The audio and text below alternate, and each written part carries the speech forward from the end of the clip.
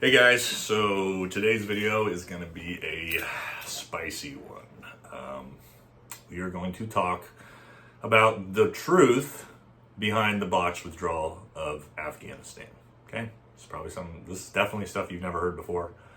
I have to be very careful with what I talk about here.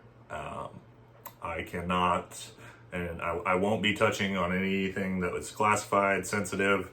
I'm not going to be talking about what we were going to be doing or anything like that. I'm just going to tell you about what the plan actually was and then what this administration decided to do last minute to throw it all away for no reason. Obviously, me, like every other warfighter, Green Beret, special operator, really military members in general that served and went to Afghanistan, fought the war, we are all disgusted by this administration and their botched withdrawal of Afghanistan. Every single one of us. The public might not be, but those of us that fought the war and had friends that died, people I worked with slaughtered, interpreters, their families because of it. We have a lot of problems with it, right? So that's why I'm making this video now. I don't care anymore. I'm not gonna, keep this secret for anybody. Again, nothing sensitive, nothing classified, but just things that I think the public should know.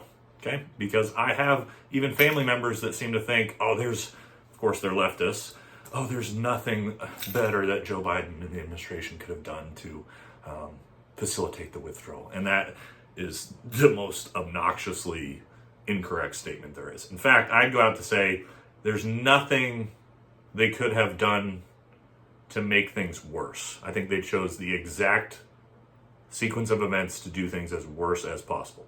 Okay, I think any way they would have done it would have been better with that. But so anyway, let's jump right into it. Okay, so everybody seems to think that, the Taliban just all of a sudden marched through Afghanistan and took Kabul before, we could do anything about it, or the military could do anything about it. Wrong. Obviously not true. Let me give you some history on what the conflict actually looked like, because I was there 2018, 2019, in that time frame when we essentially, especially in 2018, our deployment we pretty much obliterated the Taliban, completely removed ISIS. They'd completely given up. They would not fight us anymore, especially special forces, right? They see the beard, they see the size, they see Americans, and they said, no, we're not fighting. We're done. Okay, we had control of the entire country for the most part, right? We had lost one soldier in 2020, maybe one in 2019. It's negligible numbers comparatively to anything else, right?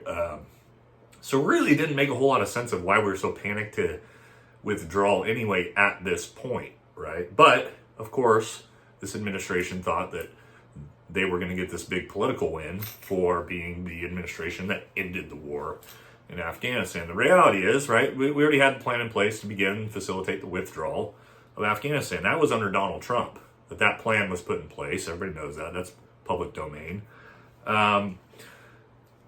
So what actually happened, all right? So again, the war is pretty much over. Nobody wants to fight us. And for reference, at any time in Afghanistan, typically you'd have one SOTF of special forces teams. What that means is essentially a battalion plus size element. So you'd have anywhere from like 18 to 22 special forces teams in country fighting the war in Afghanistan. Now that's the entire country, right? So you think about 250 Green Berets at a time completely controlled the country.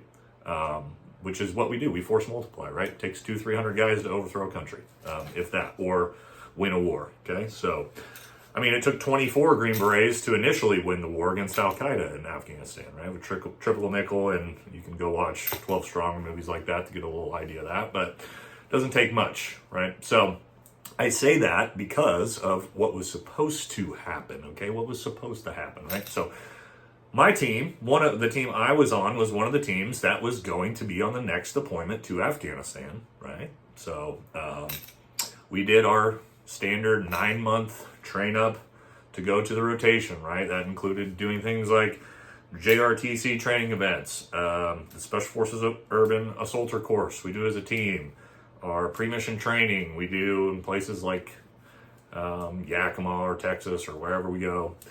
And then another pre-mission training, a PMT we call it, right? Each of these are like a month-long train-up events. And then a validation, battalion validation, where each team gets validated to go to war. Now, that's typical in the military. Most units do the exact same thing, right? But for reference, we did the full train-up, full 9-month train-up, ready to go. To the point where we went on 30-day pre-deployment leave, which is what we do before we deploy. We grow out our beards, we get ready to do that, spend time with our families before we go to war. To the point of, we had shipped all of our equipment, guns, everything, to the Middle East. It was already going because we were deploying to Afghanistan. That's how close we were to having 20 plus Special Forces teams in Afghanistan. This was right before what we saw with the withdrawal, right? We were about a week and a half away from deploying, and we get Team Sergeant tells us to come in. We got to talk, and word comes down. Nobody's going to Afghanistan. No reason why. I still don't need I still have never heard the reason why. Or who made the decision. Just powers be say, nope, no Green Berets going back to Afghanistan. So what happened was the group that was there, again, I'm not going to talk about specifics, the group that was there was ripping out. They were leaving, supposed to be replaced by our group to go in. Our group doesn't show up. So they leave. Nobody shows up to replace them. So now what's happened? Now the Taliban know there's no Special Forces operators here in country anymore. So what do? They say, awesome, let's go ahead and take the country over. That's what spurred that on. Boom. They start traveling through, taking everything, right? Knowing they're not going to meet any resistance from the people they don't want to fight because we're not coming in. And what you saw then was what we all saw on TV. Okay. Now, all those teams, at any point of all these Green Berets, Delta Force operators, could have been sent in instead of a bunch of infantry kids from the 82nd. No knock on those guys, right? Could have sent us in. We were already decided not to, for whatever reason, right? Send a bunch of 19-year-old kids with no combat experience in to one of the most chaotic scenes ever. Or you could have sent in 30 or 20 SF teams, and the Taliban would have just said, okay, we're not fighting, just do whatever you need to do, and we would have got everybody out. Zero conflict, zero confrontation, and you wouldn't have had,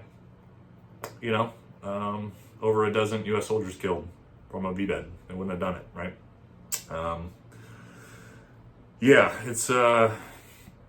It's one of those things that it's disgusting. But I want everyone to know, if you were wondering, was there a better plan in place? Yes. Yes, there was. There was the best plan in place. And we decided to, for no reason, throw that plan away and just shoot by the hip and say screw it and leave $1 trillion worth of military equipment, kill a bunch of U.S. soldiers, drone strike an innocent family right after to show how tough we are. That's the route we decided to go. And then have the media try to say that was the best way we could have possibly done it. So, again, nothing sensitive, nothing confidential. Also, you have to be careful because this administration does not want you knowing what I just told you, even though it's public domain information, right? So, take that for what you want. We will. If you don't want to believe me, then cool. I don't really care. But that's from someone who was a part of it. So, again, I think it's important for guys like me to start telling our stories, and the public needs to know what really happened. Because people need to be held responsible. That's my feeling. There's a lot of people that need to face accountability for it and go to prison, including people in charge, people in power, people at the top levels of the military should be stripped of their rank, removed from the military, and put in prison. So that's my personal opinion and how I feel. So I hope you guys enjoyed that, and have a good day.